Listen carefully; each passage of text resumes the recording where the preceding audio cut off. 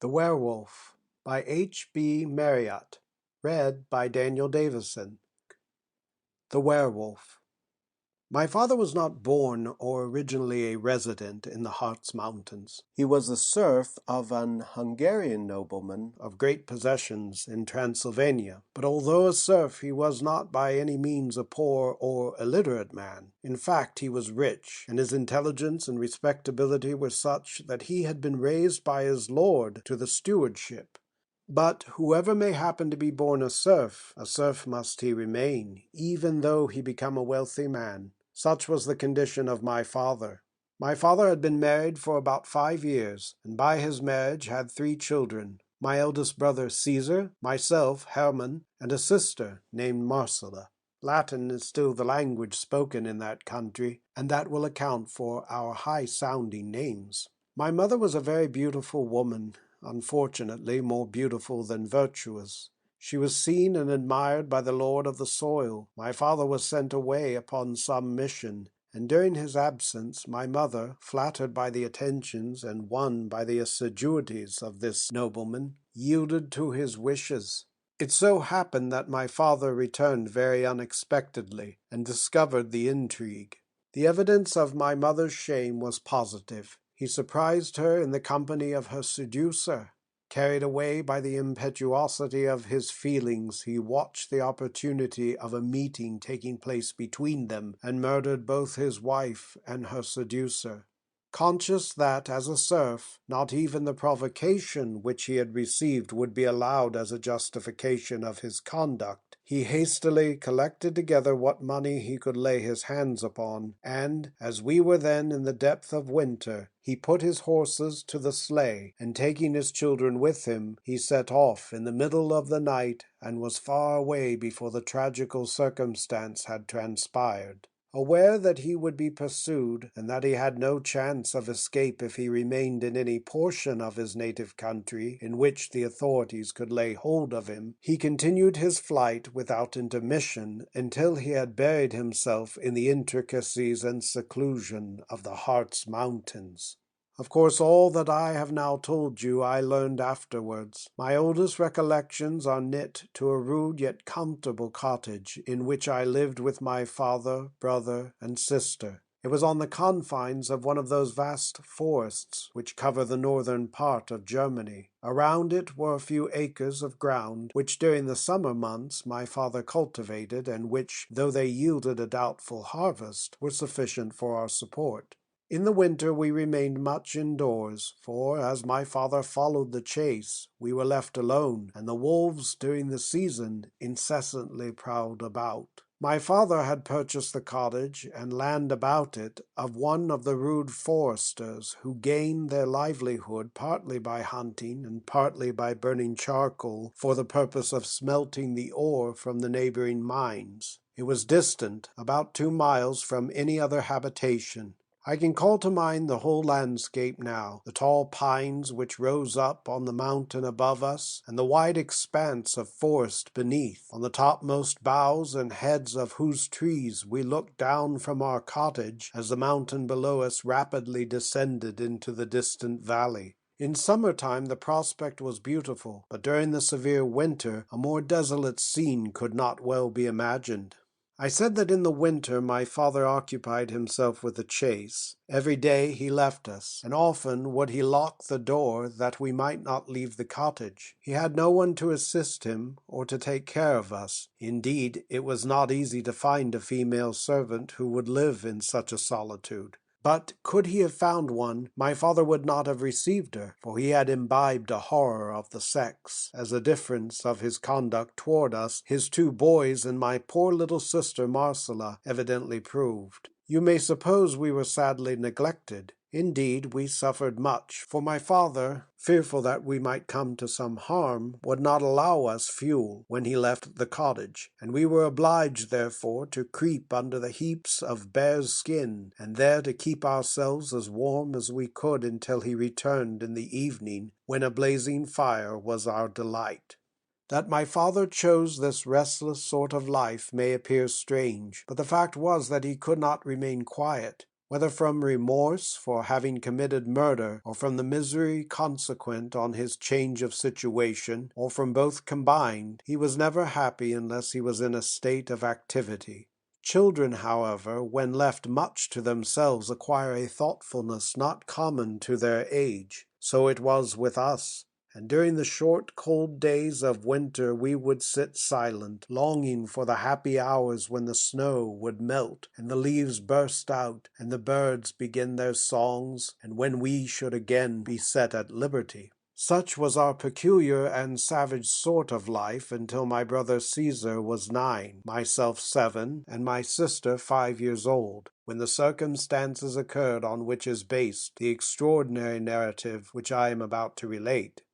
One evening my father returned home rather later than usual. He had been unsuccessful, and as the weather was very severe and many feet of snow were upon the ground, he was not only very cold but in a very bad humor. He had brought in wood, and we were all 3 of us gladly assisting each other in blowing on the embers to create the blaze, when he caught poor little Marcella by the arm and threw her aside. The child fell, struck her mouth, and bled very much. My brother ran to raise her up. Accustomed to ill usage and afraid of my father, she did not dare to cry, but looked up in his face very piteously. My father drew his stool near to the hearth, muttered something in abuse of women, and busied himself with a fire, which both my brother and I had deserted when our sister was so unkindly treated. A cheerful blaze was soon the result of his exertions, but we did not, as usual, crowd round it. Marcella, still bleeding, retired to a corner, and my brother and I took our seats beside her, while my father hung over the fire gloomily and alone. Such had been our position for about half an hour when the howl of a wolf close under the window of the cottage fell on our ears. My father started up and seized his gun. The howl was repeated. He examined the priming and then hastily left the cottage, shutting the door after him. We all waited, anxiously listening, for we thought that if he succeeded in shooting the wolf, he would return in a better humor, and although he was harsh to all of us, and particularly so to our little sister, still we loved our father, and loved to see him cheerful and happy, for what else had we to look up to?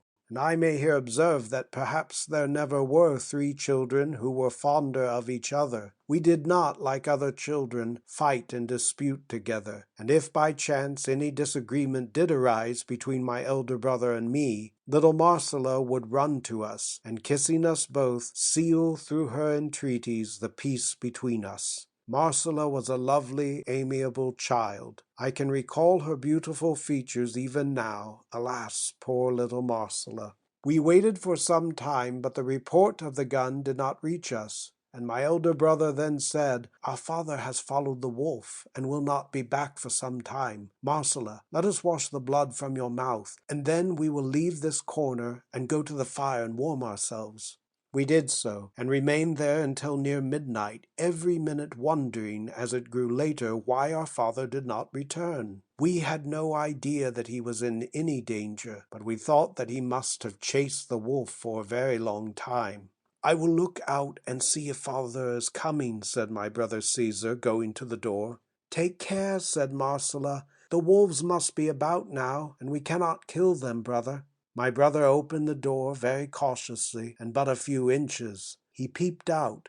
"I see nothing," said he after a time, and once more he joined us at the fire. "We have had no supper," said I, for my father usually cooked the meat as soon as he came home, and during his absence we had nothing but the fragments of the preceding day. "And if our father comes home after his hunt, Caesar," said Marcella, "he will be pleased to have some supper. Let us cook it for him and for ourselves." Caesar climbed upon the stool and reached down some meat. I forget now whether it was venison or bear's meat, but we cut off the usual quantity and proceeded to dress it, as we used to do under our father's superintendence. We were all busied putting it into the platters before the fire to await his coming, when we heard the sound of a horn. We listened. There was a sound outside, and a minute afterwards my father entered, ushering in a young female and a large dark man in a hunter's dress. Perhaps I had better now relate what was only known to me many years afterwards. When my father had left the cottage, he perceived a large white wolf about 30 yards from him. As soon as the animal saw my father, it retreated slowly, growling and snarling. My father followed. The animal did not run, but always kept at some distance, and my father did not like to fire until he was pretty certain that his ball would take effect. Thus they went on for some time, the wolf now leaving my father far behind, and then stopping and snarling defiance at him, and then again, on his approach, setting off at speed. Anxious to shoot the animal, for the white wolf is very rare, my father continued the pursuit for several hours, during which he continually ascended the mountain. You must know that there are peculiar spots on those mountains which are supposed, and, as my story will prove, truly supposed, to be inhabited by the evil influences. They are well known to the huntsmen, who invariably avoid them. Now one of these spots, an open space in the pine forest above us, had been pointed out to my father as dangerous on that account. But whether he disbelieved these wild stories, or whether in his eager pursuit of the chase he disregarded them, I know not. Certain, however, it is that he was decoyed by the white wolf to this open space, when the animal appeared to slacken her speed. My father approached, came close up to her, raised his gun to his shoulder, and was about to fire when the wolf suddenly disappeared. He thought that the snow on the ground must have dazzled his sight, and he let down his gun to look for the beast, but she was gone. How she could have escaped over the clearance without his seeing her was beyond his comprehension. Mortified at the ill success of his chase, he was about to retrace his steps when he heard the distant sound of a horn. Astonishment at such a sound, at such an hour, in such a wilderness, made him forget for the moment his disappointment, and he remained riveted to the spot. In a minute the horn was blown a second time, and at no great distance. My father stood still and listened. A third time it was blown. I forget the term used to express it, but it was the signal which my father well knew implied that the party was lost in the woods. In a few minutes more my father beheld a man on horseback, with a female seated on the crupper, enter the cleared space, and ride up to him. At first my father called to mind the strange stories which he had heard of the supernatural beings who were said to frequent these mountains, but the near approach of the parties satisfied him that they were mortals like himself. As soon as they came up to him, the man who guided the horse accosted him. "Friend Hunter, you are out late. The better fortune for us. We have ridden far and are in fear of our lives, which are eagerly sought after. These mountains have enabled us to elude our pursuers, but if we find not shelter and refreshment, that will avail us little, as we must perish from hunger and the inclemency of the night. My daughter, who rides behind me, is now more dead than alive. Say, can you assist us in our difficulty?" "My cottage is some few miles distant," replied my father, "but I have little to offer you besides a shelter from the weather. To the little I have you are welcome. May I ask whence you come?" "Yes, friend, it is no secret now. We have escaped from Transylvania, where my daughter's honor and my life were equally in jeopardy." This information was quite enough to raise an interest in my father's heart. He remembered his own escape. He remembered the loss of his wife's honor and the tragedy by which it was wound up. He immediately and warmly offered all the assistance which he could afford them. "There is no time to be lost, then, good sir," observed the horseman. "My daughter is chilled with the frost, and cannot hold out much longer against the severity of the weather." "Follow me," replied my father, leading the way towards his home. "I was lured away in pursuit of a large white wolf," observed my father. "It came to the very window of my hut, or I should not have been out at this time of night." "The creature passed by us just as we came out of the wood," said the female in a silvery tone. "I was nearly discharging my piece at it," observed the hunter, "but since it did us such good service, I am glad that I allowed it to escape." In about an hour and a half, during which my father walked at a rapid pace, the party arrived at the cottage, and, as I said before, came in. "We are in good time, apparently," observed the dark hunter, catching the smell of the roasted meat as he walked to the fire and surveyed my brother and sister and myself. "You have young cooks here, mynheer." "I am glad that we shall not have to wait," replied my father. "Come, mistress, seat yourself by the fire. You require warmth after your cold ride." "And where can I put up my horse, mynheer?" observed the huntsman. "I will take care of him," replied my father, going out of the cottage door. The female must, however, be particularly described. She was young, and apparently 20 years of age. She was dressed in a traveling dress, deeply bordered with white fur, and wore a cap of white ermine on her head. Her features were very beautiful, at least I thought so, and so my father has since declared. Her hair was flaxen, glossy and shining, and bright as a mirror, and her mouth, although somewhat large when it was open, showed the most brilliant teeth I have ever beheld. But there was something about her eyes, bright as they were, which made us children afraid. They were so restless, so furtive. I could not at that time tell why, but I felt as if there was cruelty in her eye, and when she beckoned us to come to her, we approached her with fear and trembling. Still she was beautiful, very beautiful. She spoke kindly to my brother and myself, patted our heads and caressed us, but Marcella would not come near her. On the contrary, she slunk away, and hid herself in the bed, and would not wait for the supper, which half an hour before she had been so anxious for. My father, having put the horse into a closed shed, soon returned, and supper was placed upon the table. When it was over, my father requested that the young lady would take possession of his bed, and he would remain at the fire, and sit up with her father. After some hesitation on her part, this arrangement was agreed to, and I and my brother crept into the other bed with Marcella, for we had as yet always slept together. But we could not sleep. There was something so unusual, not only in seeing strange people, but in having those people sleep at the cottage, that we were bewildered. As for poor little Marcella, she was quiet, but I perceived that she trembled during the whole night, and sometimes I thought that she was checking a sob. My father had brought out some spirits, which he rarely used, and he and the strange hunter remained drinking and talking before the fire. Our ears were ready to catch the slightest whisper, so much was our curiosity excited. "You said you came from Transylvania," observed my father. "Even so, mynheer," replied the hunter. "I was a serf to the noble house of __. My master would insist upon my surrendering up my fair girl to his wishes. It ended in my giving him a few inches of my hunting knife." "We are countrymen and brothers in misfortune," replied my father, taking the huntsman's hand and pressing it warmly.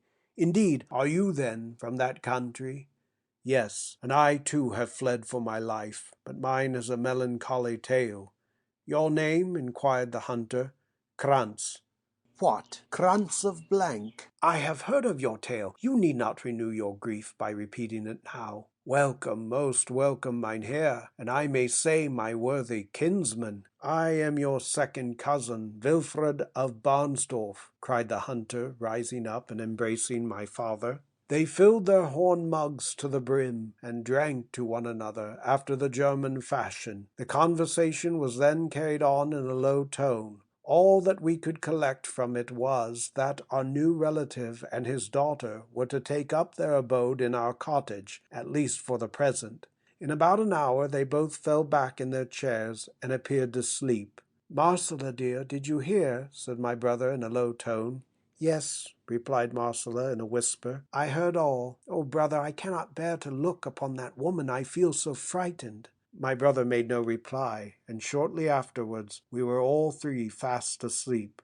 When we woke the next morning, we found that the hunter's daughter had risen before us. I thought she looked more beautiful than ever. She came up to little Marcella and caressed her. The child burst into tears and sobbed as if her heart would break. But, not to detain you with too long a story, the huntsman and his daughter were accommodated in the cottage. My father and he went out hunting daily, leaving Christina with us. She performed all the household duties, was very kindly to us children, and gradually the dislike even of little Marcella wore away. But a great change took place in my father. He appeared to have conquered his aversion to the sex, and was most attentive to Christina. Often, after her father and we were in bed, would he sit up with her, conversing in a low tone by the fire. I ought to have mentioned that my father and the huntsman Wilfred slept in another portion of the cottage, and that the bed which he formerly occupied, and which was in the same room as ours, had been given up to the use of Christina. These visitors had been about 3 weeks at the cottage, when, one night, after we children had been sent to bed, a consultation was held. My father had asked Christina in marriage, and had obtained both her own consent and that of Wilfred. After this, a conversation took place, which was as nearly as I can recollect as follows. You may take my child, Mynheer Krantz, and my blessing with her, and I shall then leave you and seek some other habitation, it matters little where. Why not remain here, Wilfred? No, no, I am called elsewhere. Let that suffice, and ask no more questions. You have my child. I thank you for her, and will duly value her, but there is one difficulty. I know what you would say. There is no priest here in this wild country. True, neither is there any law to bind. Still must some ceremony pass between you to satisfy a father. Will you consent to marry her after my fashion? If so, I will marry you directly. I will, replied my father. Then take her by the hand. Now, Mynheer, swear. I swear, repeated my father. By all the spirits of the Harz mountains. Nay, why not by heaven? Interrupted my father. Because it is not my humour, rejoined Wilfred. If I prefer that oath, less binding perhaps than another, surely you will not thwart me. Well, be it so then. Have your humour. Will you make me swear by that in which I do not believe? Yet many do so, who in outward appearance are Christians, rejoined Wilfred. Say, will you be married, or shall I take my daughter away with me? Proceed, replied my father impatiently. I swear by all the spirits of the Harz mountains, by all their power for good or for evil, that I take Christina for my wedded wife, that I will ever protect her, cherish her, and love her, that my hand shall never be raised against her to harm her. My father repeated the words after Wilfred. And if I fail in this my vow, may all the vengeance of the spirits fall upon me and upon my children. May they perish by the vulture, by the wolf, or other beasts of the forest. May their flesh be torn from their limbs, and their bones blanch in the wilderness. All this I swear. My father hesitated as he repeated the last words. Little Marcella could not restrain herself, and as my father repeated the last sentence, she burst into tears. This sudden interruption appeared to discompose the party, particularly my father. He spoke harshly to the child, who controlled her sobs, burying her face under the bedclothes. Such was the second marriage of my father. The next morning the hunter Wilfred mounted his horse and rode away.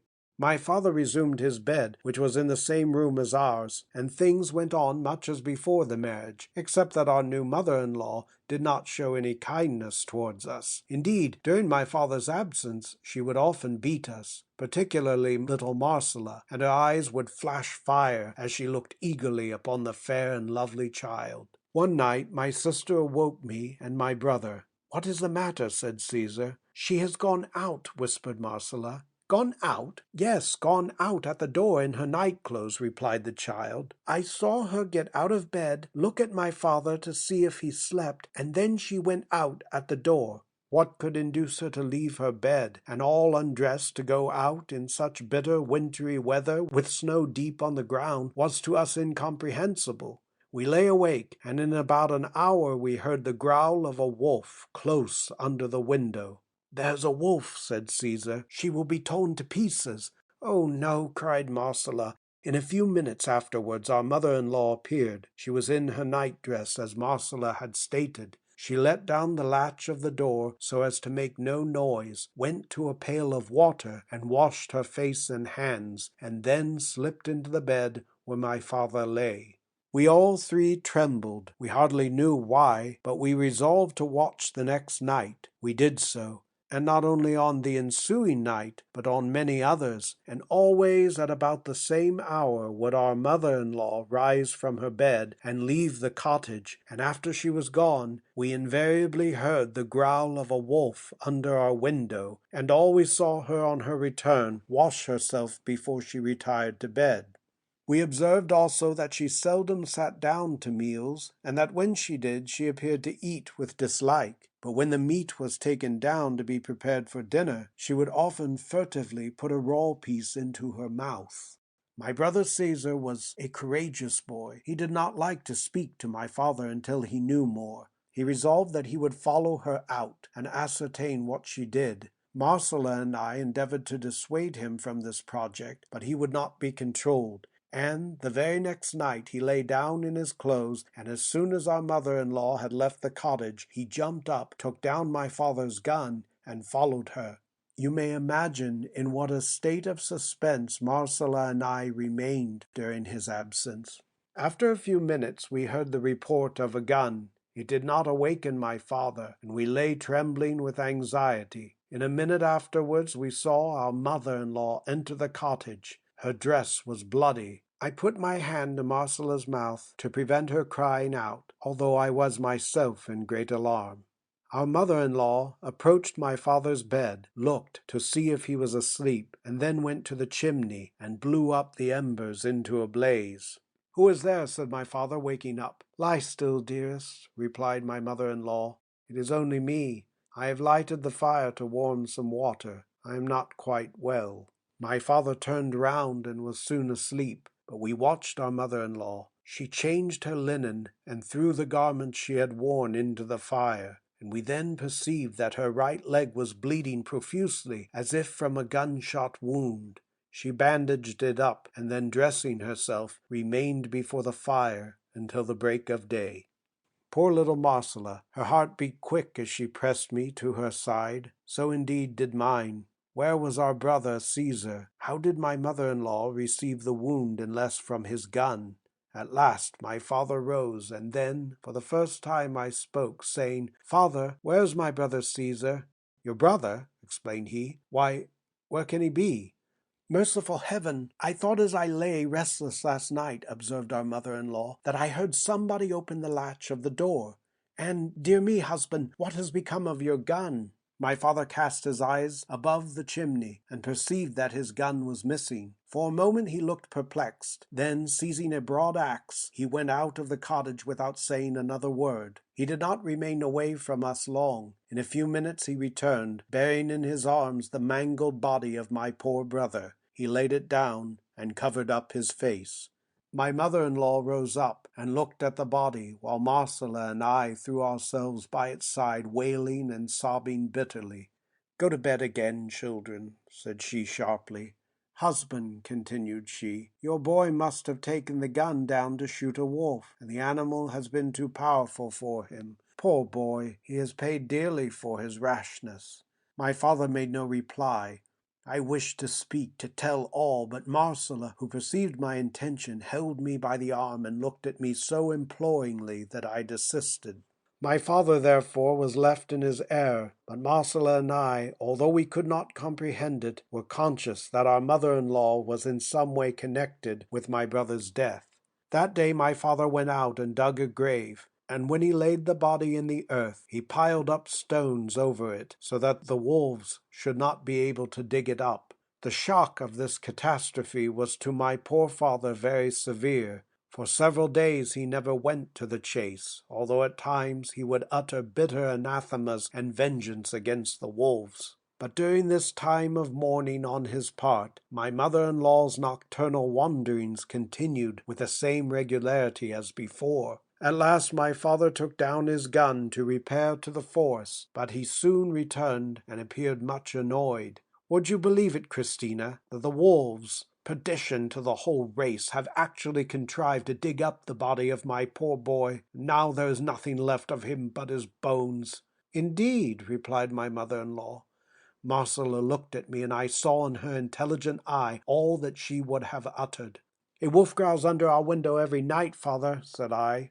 "Aye, indeed. Why did you not tell me, boy? Wake me the next time you hear it." I saw my mother-in-law turn away. Her eyes flashed fire, and she gnashed her teeth. My father went out again and covered up with a large pile of stones the little remnants of my poor brother which the wolves had spared. Such was the first act of the tragedy. The spring now came on, the snow disappeared, and we were permitted to leave the cottage, but never would I quit for one moment my dear little sister, to whom, since the death of my brother, I was more ardently attached than ever. Indeed, I was afraid to leave her alone with my mother-in-law, who appeared to have a particular pleasure in ill-treating the child. My father was now employed upon his little farm, and I was able to render him some assistance. Marcella used to sit by us while we were at work, leaving my mother-in-law alone in the cottage. I ought to observe that, as the spring advanced, so did my mother decrease her nocturnal rambles, and that we never heard the growl of the wolf under the window after I had spoken of it to my father.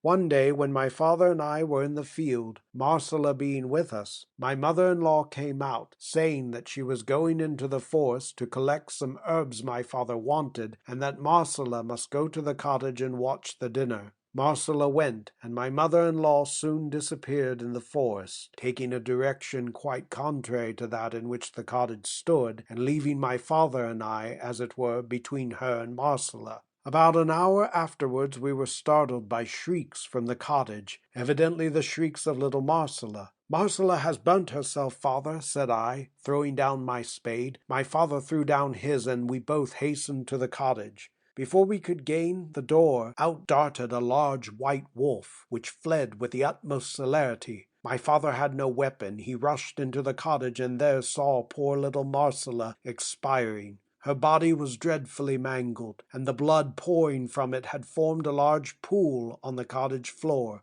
My father's first intention had been to seize his gun and pursue, but he was checked by this horrid spectacle. He knelt down by his dying child and burst into tears. Marcella could just look kindly on us for a few seconds, and then her eyes were closed in death. My father and I were still hanging over my poor sister's body when my mother-in-law came in. At the dreadful sight she expressed much concern, but she did not appear to recoil from the sight of blood, as most women do. "Poor child," said she, "it must have been that great white wolf which passed me just now, and frightened me so. She's quite dead, Krantz." I know it," cried my father in agony. I thought my father would never recover from the effects of this second tragedy. He mourned bitterly over the body of his sweet child, and for several days would not consign it to its grave, although frequently requested by my mother-in-law to do so. At last he yielded, and dug a grave for her close by that of my poor brother, and took every precaution that the wolves should not violate her remains. I was now really miserable as I lay alone in the bed which I had formerly shared with my brother and sister. I could not help thinking that my mother-in-law was implicated in both their deaths, although I could not account for the manner. But I no longer felt afraid of her. My little heart was full of hatred and revenge. The night after my sister had been buried, as I lay awake, I perceived my mother-in-law get up and go out of the cottage. I waited for some time, then dressed myself and looked out through the door, which I half opened. The moon shone bright, and I could see the spot where my brother and my sister had been buried, and what was my horror when I perceived my mother-in-law busily removing the stones from Marcella's grave. She was in her white night-dress, and the moon shone full upon her face. She was digging with her hands and throwing away the stones behind her with all the ferocity of a wild beast. It was some time before I could collect my senses and decide what I should do. At last I perceived that she had arrived at the body and raised it up to the side of the grave. I could bear it no longer. I ran to my father and awoke him. "Father, father," cried I, "dress yourself and get your gun." "What?" cried my father. "The wolves are there, are they?" He jumped out of bed, threw on his clothes, and in his anxiety did not appear to perceive the absence of his wife. As soon as he was ready, I opened the door. He went out, and I followed him.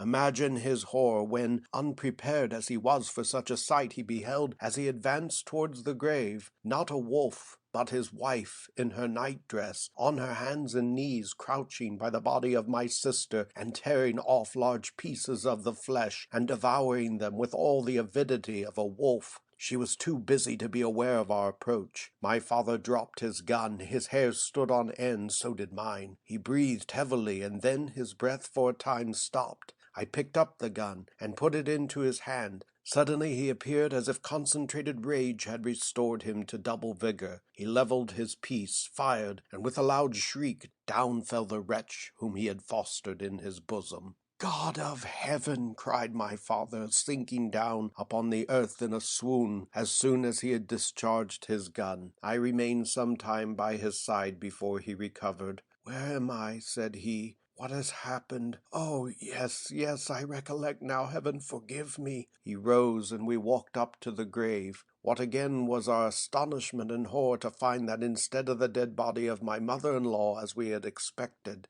there was lying over the remains of my poor sister a large white she-wolf. The white wolf, exclaimed my father, the white wolf which decoyed me into the forest. I see it all now. I have dealt with the spirits of the Hartz Mountains. For some time my father remained in silence and deep thought. He then carefully lifted up the body of my sister, replaced it in the grave, and covered it over as before, having struck the head of the dead animal with the heel of his boot, and raving like a madman. He walked back to the cottage, shut the door, and threw himself on the bed. I did the same, for I was in a stupor of amazement. Early in the morning we were both roused by a loud knocking at the door, and in rushed the hunter Wilfred. My daughter, man, my daughter, where is my daughter? Cried he in a rage. Where the wretch, the fiend, should be, I trust, replied my father, starting up and displaying equal choler. Where she should be, in hell. Leave this cottage, or you may fare worse. Ha, ha, replied the hunter. Would you harm a potent spirit of the Hartz Mountains? Poor mortal, who must needs wed a werewolf. Out, demon, I defy thee in thy power. Yet shall you feel it. Remember your oath, your solemn oath, never to raise your hand against her to harm her. I made no compact with evil spirits. You did. And if you failed in your vow, you were to meet the vengeance of the spirits. Your children were to perish by the vulture, the wolf. Out, out, demon, and their bones blanch in the wilderness. Ha, ha. My father, frantic with rage, seized his axe and raised it over Wilfred's head to strike. All this I swear, continued the huntsman mockingly. The axe descended, but it passed through the form of the hunter, and my father lost his balance and fell heavily on the floor. Mortal, said the hunter, striding over my father's body, we have power over those only who have committed murder. You have been guilty of a double murder. You shall pay the penalty attached to your marriage vow. 2 of your children are gone. The 3rd is yet to follow, and follow them he will, for your oath is registered. Go, it were kindness to kill thee. Your punishment is that you live. End of The Werewolf by H.B. Marryat.